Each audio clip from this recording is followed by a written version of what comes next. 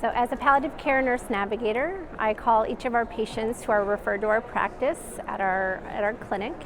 These are cancer patients who are currently established with medical oncologists, surgical, or radiation oncologists who would benefit from palliative care. My role is to reach out to them ahead of their first visit with our palliative care team, our providers, and provide education and make sure that there's no misconceptions about what palliative care is.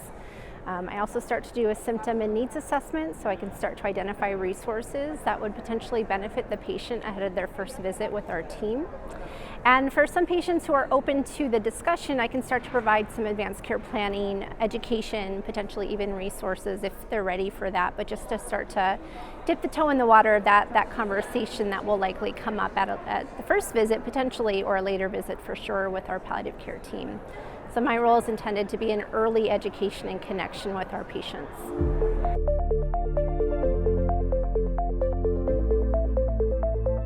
Yeah, so prior to my role at my clinic, our palliative care no-show same-day cancellation rate was about 31% over a 9-month period where we were tracking the data, which is pretty significant because if you have a no-show, you can't fill that with another patient, and then same is true if you have a same-day cancellation. It's really hard to fill that spot. So we have an open slot available that we're not able to meet the needs of our patients.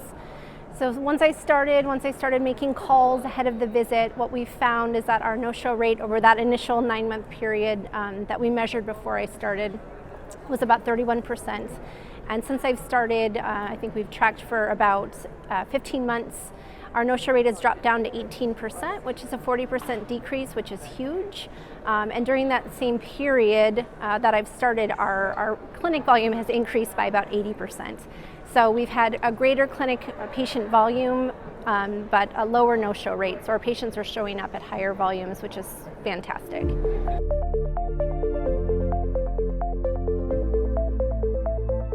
I don't know for sure, but I can imagine one of the challenges was getting support for a new FTE. That's a budget-related consideration.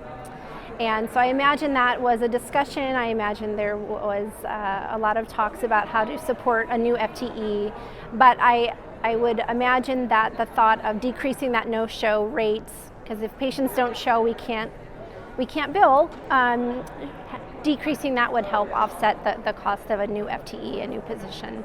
That's just my guess.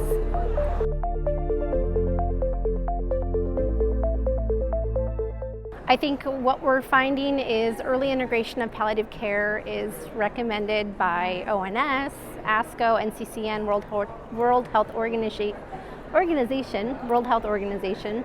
And so my hope is that as we're getting more evidence to support the integration of palliative care as part of standard of care for our oncology patients, there's going to be a need for navigation just like there is with our solid disease and our solid tumor and our hematologic malignancy navigators. So my hope is that as palliative care becomes more standard of care, upfront care, that we'll see the need for palliative care nurse navigators expand as well.